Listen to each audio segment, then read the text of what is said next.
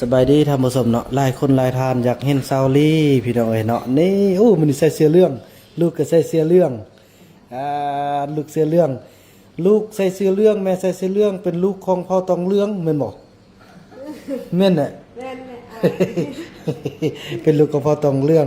ใส่ชุดสีเหลืองโอ้เป็นจังได๋เฒ่าฮึปอโธ่โอ้เป็นจังได๋ฮึปากมันปากขนาดเลยปากกระจับทางลุ่ม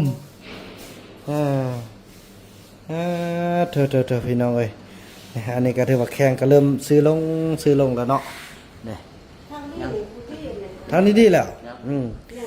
พอยังจะได้พันเนาะอาทิตย์หนึงพันนึงอาทิตย์หนึงพันนึงกำหนดยังเติม5เทื่อ5เทื่อแล้วก็หลังจากซื้อท่านหมอเพิ่นก็สิได้ผ่าตัดเอ็นอยู่บ่นี้พี่น้องเพิ่นแนะนำเนาะผ่าตัดแล้วก็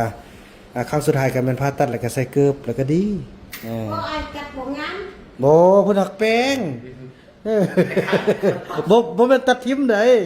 บ่แม่นตัดทิมเพิ่นตัดแป้งนะตัดแป้งเป็นซื้อโอ้เพิ่นมีวิธีพี่บ่ามันน่าจะไปตัดตีนลูกตัวเองโอ้คันตัดแบบนั้นบ่งามมันบ่ การตัดนี่บ่งาม บ่เอาแล้วน้องคิดว่าเขาสิตัดแบบใด ตัดเอาเฮียนตัดนี่บ่งาม เอาสะเคียงตัดเละพี่บาสัดเป็นซาวลีดอกหมูฮาว10อย่างเดียวแม่นิ้วก็งามเด้นี่นิ้วงามแลมดีขนาดพี่น้องไอ้เนาะมันคิดจะเอา ตัดมันว่ามันว่าเอาไปห้องเคียงแล้วตัดดาวพี่บา กันตันแล้วเอา โอ้คันตัดแล้วบ่เอาบ่กันเฮ็ดแบบนั้นอ๋อบ่กล้าซ้ำนี่ก็จังรอดโลด โลกแรกกุดนั่นน่ะ โอ้สาวลีเอ้ยบ่แม่นเพิ่นสิตัดเอ็นนะเพิ่นพาตัดเพิ่นแป้งนะแป้งมันงามก็คือกับน้องนี่บัดนี้น่ะคันบ่ตัดมันก็เพิ่นเอามีวิศการของเพิ่นดอกบ่แม่นเอาไปห้องเคียงแล้วตัดบ่แม่น โอ้ยสาวลีก็ตลกแท้ๆเอาไว้หน่อยเนาะ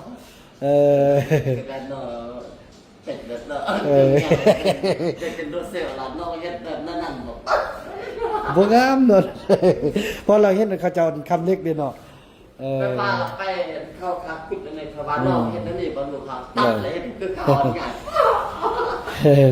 ายพี่น้องท่านใดที่อยากได้ยาพื้นเมืองพอต้องเรื่องเนาะก็อย่าลืมเด้อติดต่อเบอร์ของบ่าวบุญนำ020 789 2233เนาะหรือว่า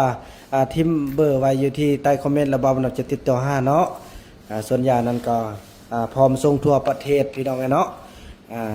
พี่น้องจังซั่นแหละเนาะคลิปนี้บ่าวบุญนำขออนุญาตกล่าวคำว่าสบายดี